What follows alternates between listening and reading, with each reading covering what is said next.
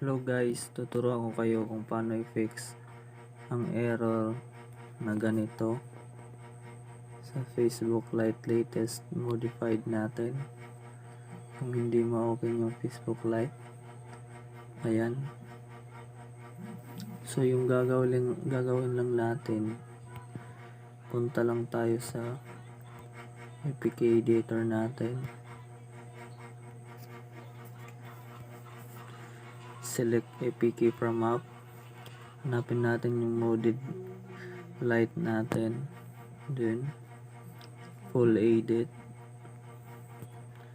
then files, click files, go to res,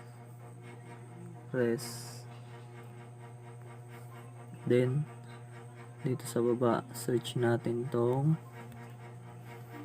ito, then click natin yung search. Pag lumabas yan, click natin to,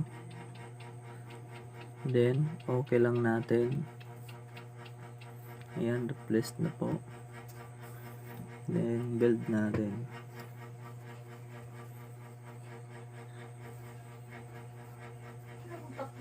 Credit pala kay Shezuka kay Jeremy Arias. Install natin, try natin na install,